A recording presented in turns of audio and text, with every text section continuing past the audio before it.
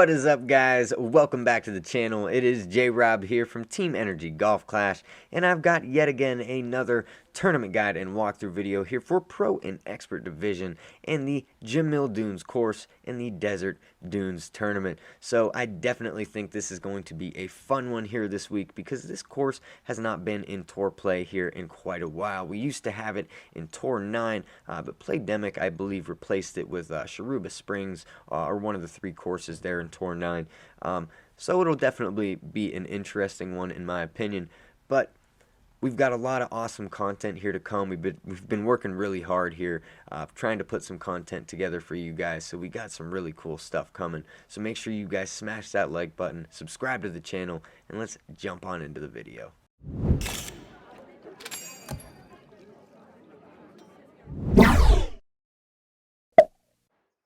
Alright guys, what is up? Welcome to the Pro and Expert Division guide and walkthrough video here for the Jamil Dunes course and the Desert Dunes tournament. So this one's going to be a really fun one here in my opinion. So we've got hole number 1, par 4 here. So right off the tee box, we're going to play this shot with max distance plus 10% elevation. Now what we're looking for here is to get it just as far down this fairway, splitting those bunkers as we possibly can to get it right near that rough line, but not going in the rough, obviously. So that's going to essentially set us up for a really nice short iron attempt here at the pin. Now, right off the tee box, if you want to, you can use just that little bit of curl to help you fight whatever wind your angle is pushing. So I wanted to get mine just a little bit curled around to the right there. So you could use just a little bit of curl to help with your 2 bars of side spin and about 5 to 6 bars of top spin there. That's going to be the ideal approach that we're looking for to get around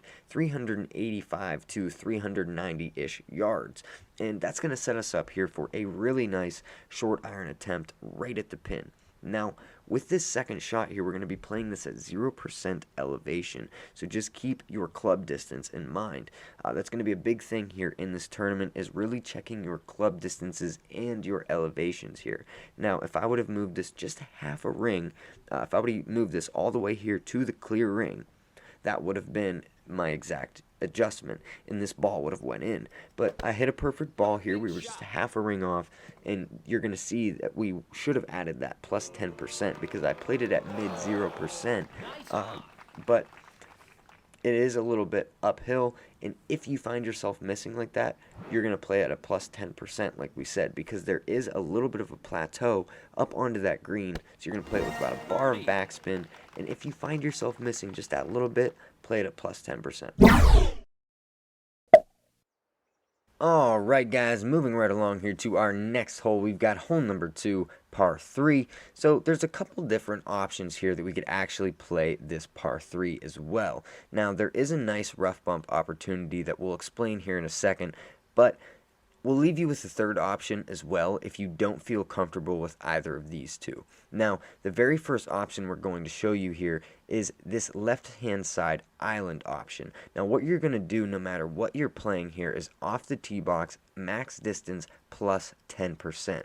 Now, we're going to try to find the sweet spot here on this left island fairway. Now, we're going to use about a bar of right-hand side spin there to cheat us in towards the island. And what we're looking for there is our white ring to be just touching the right edge rough line, so that where you'll know when you hit that sweet spot, because once you hit the sweet spot and you go a little bit more left, it's going to push you way past the flag. It's going to push you like a whole ring past the flag, or a square past the flag to the left.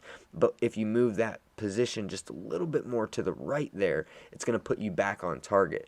Now what we want to do is put your ball guide just that little bit to the right of the pin, offsetting, and we're going to use about 2 and a click bars of backspin there. And you can see what I mean right there, where we can just hit that spot where we're right on the flag. If we go a little bit left there, it's going to jump our ball guide further over. You'll know you're in the right spot. Now, if you don't feel comfortable going with this option, you can jump down to about a power 0 or a power 1 ball, and you can use the quarterback to hit that rough bump. But make sure that you're going to play that at complete minimum distance, and you're going to have to make a really nice adjustment and hit a perfect ball, but it will be a great opportunity for hole-in-one on this hole. Now, if you don't feel comfortable with that, you could always pull out the rocket on this hole here from the second tee box and just lay it up on the green with full backspin. Alright guys, so we're going to move on to our very first par 5 that we do have here in the tournament at hole number 3. So, in my opinion, this is going to be probably the easiest of the par 5s that we do have here for Jamil Dunes.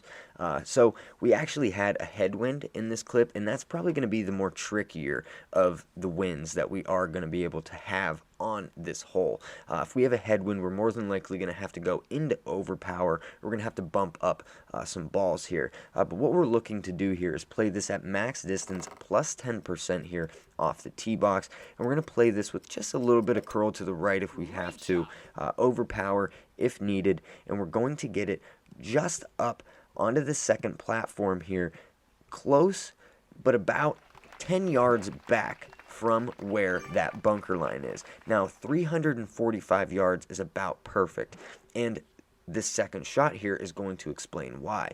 Now if we get too close up there, you're going to be with a long iron almost in this position, so we don't want to get too close. So if a little bit further back, you're actually a little bit better off. So don't worry about blasting it too far down that fairway, because there's an amazing funnel shot here that we can do with about 3.5 bars of topspin to 4 bars of topspin. Now that may be just a hair too much, so make sure that your ball guide is going right at the pin here, and we're going to play this funnel shot here at 0% elevation.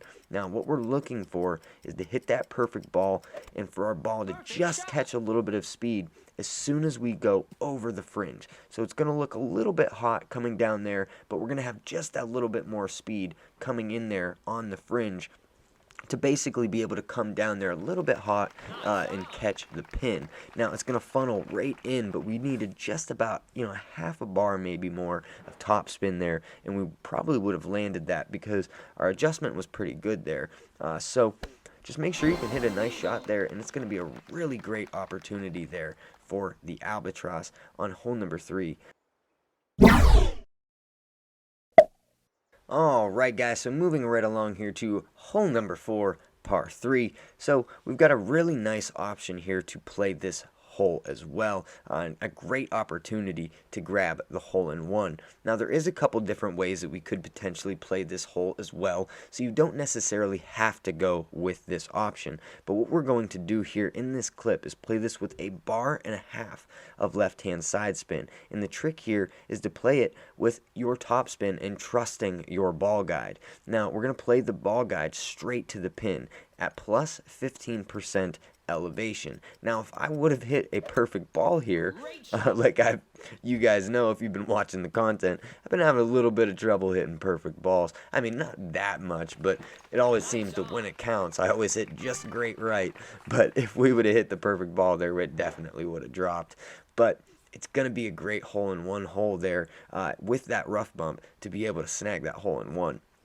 If you don't feel comfortable with that, you can always go with the bounce over approach, or you could take an approach with the Guardian and a lower powered ball and just lay it up on the green like usual. But that's kind of the option that we'll just play it safe if you're really not trusting the wind that you have. Or something like that. But if we're going to play the bounce over approach here, we're going to play it with about, half a bar of backspin just to get that little bit of control on our ball guide. And you can use about anywhere from a bar to 3 bars, 4 bars of left-hand side spin. You can play it with like a massive slider if you wanted to. It all just depends on how far right away from that bunker you really wanted to move yourself and use more side spin to compensate. So just make sure you can make a nice wind adjustment there, guys, on hole number 4. And it should be a pretty straightforward hole there, probably the easier of the par 3s. Alright, so we got hole number 5, par 4 here for Jamil Dunes. So right off the tee box here, we're going to be playing this at max distance plus 10% elevation. Now, I know this is only practice, but I tried to break out the berserker ball here and get you guys an awesome clip, hoping for a tailwind, and we got a headwind. So the ideal approach here for this shot here, guys, is to essentially get it straight down the middle of that fairway as far as you can get it. You can actually drive the green on this fairway if you do have a decent wind, but unfortunately, like I said, we ended up here with a headwind, so we had to go with the overpower, trying to get it as far down that fairway as we possibly can, because I knew it was going to end up blowing all the way back down on the very first plateau with the wind that we had. So even with a power 5 ball, I wasn't able to make it too far down that fairway, but you're either going to be bouncing it all the way onto where the skinny platform is down below the very first plateau, or you're going to bounce it off of the very first big fat plateau that the first fairway lies on. So you're going to bounce it straight down the other island fairway, and it's basically going to set you up here for a pretty nice short iron shot or a wedge chip right outside of the green. Now, if you do have a wedge chip, you may be in about max distance, so keep that in mind here. But more than likely, we're going to end up with a short iron to the pin, so that's going to be at minimum or mid distance here. Now, at mid distance, we're more than likely going to be playing this here with about 2 bars of backspin, but we're going with about 0% here for elevation straight at the pin as we come in there for a little whoop-dee around the pin and drop in there for the eagle. Alright guys, moving right along here to our next par 5 of the tournament. We've got hole number 6, par 5 here for Jamil Dunes. So off of the tee box here, we're going to play this at max distance plus 10%. Now this is one of the more trickier par 5s here. So if you've got a power 5 ball or a power 4, something a little bit better than a power 3, now would be the time to break it out. So we're going to use just a little bit of overpower if you feel comfortable doing so, because we're going to try to get as far down this fairway as we possibly can without going into this left hand side rough line or the right hand side bunker lines. Now it's going to set us up for a really nice rough bump opportunity here if we can get far enough down this fairway there with the sniper for our second shot. Now if you don't get as far as you can down that fairway, you're more than likely going to be playing this on this right hand side with about 6 bars of topspin, trying to bounce it right down that right hand side panhandle. You can play it with about 2 to 3 bars of left hand side spin, or you could compensate using about a bar of left hand side spin and use a little bit of left hand curl like you're going to see my opponent do here. But we're essentially going to critique what he does wrong, and we're going to try to do that right. So what he does here is he uses just a little bit too much curl. Now we're going to use about half as much curl as you see my opponent here use. We want it to be just maybe, he's using about a ball of curl there. We want to use about a half a ball of curl, because we're going to come and bounce from fairway, then we're going to hit the fairway again, and we're going to roll all the way down and up over the fringe and hopefully down into the pin potentially. If not, you're going to be just outside of the green there, and you should be able to take a nice wedge chip right at the pin and still be able to grab the eagle. Now, if you're looking for the albatross, which 99% of us are, we're going to try this opportunity here. Now you're going to play this with about a bar to 2 bars of left hand side spin here. A bar is about the sweet spot that I found. We're going to play it with about 3 to 3.5 bars of topspin here. As you can see, the wind angle that we did have was pushing us even further, but we had to play this with plus 20% elevation. So it's going to push your ball just a little bit further ahead than we thought it was. So we used just a little tug of overpower there and let the wind help push us further on down the fairway so that we could use that topspin out of the rough and come straight down right at the pin, just shy of snagging that albatross. If we would have had just a little bit more topspin there on that shot, we would have definitely dropped. So that is the albatross opportunity there that you guys are looking for. And I also wanted to show you here that with the wedge chip here, just outside of the green, make sure that you guys are using that ball guide to extend out that ball guide. But just because, you're right outside of the green like that, you need to, you can't just try to guess it. You need to essentially look at your distance and how many clicks over you potentially think it is from the distance that you're at, because it's very, very hard to judge, at such short distances like that, how far the wind is actually going to move. And he did hit great left there, so that's why he missed that shot. But I just wanted to emphasize how important it is to really make sure that you can dial in those really short wedge chips, because definitely a big advantage when you can land those outside the green like that. Now, I wanted to show you guys as well that if you don't feel comfortable going with either of those two options that we just showed you, there is a potential third option here that you could use from the left-hand side. Now, you're going to essentially curl it all the way around to the right and dive it in towards the pin. Now, I played this actually with a bar of topspin here, and you should play this with about a bar of backspin instead. So I actually thought my ball guide would condense a little bit, and wasn't exactly sure how far it was going to roll. So if you do potentially play this shot, make sure that you keep this in mind, because you may go flying over the green like I did here. So everybody hits a bad shot every once in a while, happens to us all, but we're going to play this shot here as well at max distance plus 20% elevation, curling it all the way around there. And we actually needed just a little bit more side spin there or curl to potentially get it in towards the pin.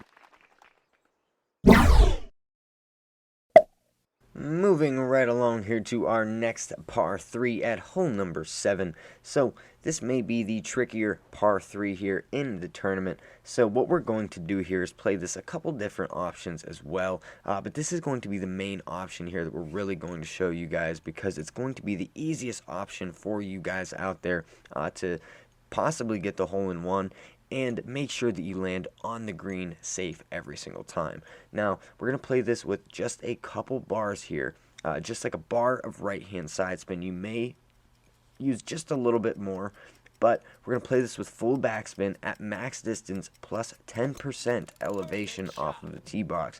Now, the trick here is making sure that you can make a nice adjustment down into that bunker, and you may have to use just that little bit of right-hand curl to guide you back in towards the pin. Now, this is a little bit of a trickier hole-in-one hole to actually snag that hole-in-one, so make sure that you can make a nice adjustment on this one, but one that you probably won't see too many people grab the hole-in-one. Okay, so we got the second to last hole here at hole number 8, par 4 for Jamil Dunes. So this is one of the other holes here that we're going to play a little bit more aggressive to really try to snag that eagle, because the farther that we can get up towards the green, we're going to have a better opportunity at really being able to make a nice shot. Now, we may be left with a wedge chip just outside the green, but you may be a little bit further back and have a short iron as well. But the ideal approach here off of the tee box is to play this at max distance plus 10% elevation with full topspin with whichever club that you're using. You can use about a bar to 2 bars of right-hand side spin to kind of guide us right down the very middle of this second-hand platform, right between that bunker and this right-hand side rough line. So we're looking to get as far down towards this opening up of the fairway as we possibly can. So we got about 427, 430 yards-ish right there, and that's going to put us at about almost dead minimum distance here with our short iron. Now, I actually played this at plus 10%, so keep that in mind that you are playing the second shot here at min or mid distance at 0% elevation, so that you don't just miss this shot like I do here in the clip. So, you know, it is a little bit difficult, you know, trying to make the shot, you know, the very first time, because, you know, I'm learning with you guys as we're doing it. I'm going through the elevations, looking them up, making sure that we can get everything down pat for you guys to give you guys the most solid information that we possibly can. So, if you look at our elevations or any of the other guys that make guides out there, you'll see the exact same numbers, more than likely, if they're using the same shots. So, this should be one of those ones that you're really going to want to grab the eagle and make a nice shot to kind of get that standout, you know, score on your scorecard. Okay, guys, so we're going to wrap it up here with hole number 9, the last of the par 5s that we do have here in the tournament. So this is going to be one of the trickier par 5s that we do have here because the second shot is a little bit tricky and deceiving because it condenses our ball guide, kind of like we talked about a little bit earlier. But the very first shot, either we're going to play this to the left-hand side or to the right-hand side. Now, we do have both clips here for you guys to go over, but we do have just a little bit of a crosswind headwind coming back at us, so this was actually a more tricky wind angle that we could have had for this shot. So we're going to play it at max distance, plus 10% off of the tee box. Use that little bit of overpower if you need it, and the trick to this shot is getting your curl right so that you can essentially clip that rough and just roll out into the fairway, or just hit the fairway but not roll too far to go into the rough. It's actually better to clip the right-hand side rough line and roll out because you know that you're not going to roll into the other rough line, because if you do, it's going to be a little bit more tricky to get to the green. You're going to have to use topspin to bounce over from the little second plateau there over the bunkers. But as my opponent was looking to play right here, he didn't want to play the trickier shot like I did, so he kind of went left. And we're going to show you guys that you can play the left side as well, but they are going to be different elevations for this particular hole. So the right side, we're going to play that at plus 40% elevation. Now, that's where the condensing of your ball guide comes in, because you're really going to have to play and take that elevation and factor that in, because it's going to make your ball and the wind push your ball a lot further, as you're going to be able to tell here as we go over this shot. Now, you're going to see that I'm going to play this a little bit up further towards this rough line here on the plateau that we're essentially bouncing off of for the very first bounce. Now, we're going to put the target about where the blue ring is, almost touching, but we're looking to have the ball guide go straight through the pin. Now we want about 2 bars of topspin here straight through the pin, and we're going to make a plus 40% elevation adjustment here on this right hand side, because it's going to extremely push our ball guide back because it's extremely downhill. So we're looking to bounce over that onto the second fairway there, just down towards the pin. Now we were very, very close at being able to actually land that shot there, and you guys will be able to tell and see how tricky it's going to be. And if you don't make a good adjustment, you're going to bounce right off of that first platform and you're going to end up right in the bunker or the rough. So make sure that you move it that elevation plus 40%. If you do play it on the left-hand side here, you're also going to be playing this at plus 20% here for the left-hand side. And we're more than likely going to play this with backspin and some right-hand side spin here in that quite a bit of right-hand curl here to guide it right in towards the pin, because you know you're kind of guessing at your albatross opportunity here, but it is a potential to land it this way. But if you really want to go with that albatross opportunity at a straightforward shot at the pin, you're going to more than likely play the right-hand side. But you can curl it in there like you just saw and get fairly close. So make sure that you guys can make a nice shot there. But that's pretty much going to be the wrap-up there for hole number 9, par 5. It's going to be a trickier albatross opportunity, but definitely one that I know you guys could nail if you dialed in that shot like we showed you. So make sure that you can make a nice adjustment there, guys. Hit that perfect ball. And that's going to be the wrap-up for hole number 9. Alright guys, that is going to be the wrap-up for the Pro and Expert Division guide and walkthrough video here for the Desert Dunes tournament in our Jamil Dunes course. So I just wanted to personally thank each and every single one of you guys for being here and watching the video. This is my time where I get to kind of talk and take a little bit of time now to talk with you guys now that it's the end of the video. And if you guys have made it this far, you guys are the true OGs, and I love you guys. You guys are awesome. So you should hop over, check out our community tab. Make sure you guys vote on what kind of content you guys would like to see, because we've got some really cool content ideas in store that I've been working on for you guys that I really hope and think are going to help you. So make sure you guys check out that. And if you've read the description of our last video, you guys know why I sincerely appreciate each and every single one of you guys out there. You guys seriously mean the world to me. You guys are awesome. This is the Team Energy family, guys. Check out our latest video, and we will definitely catch you guys in the next one.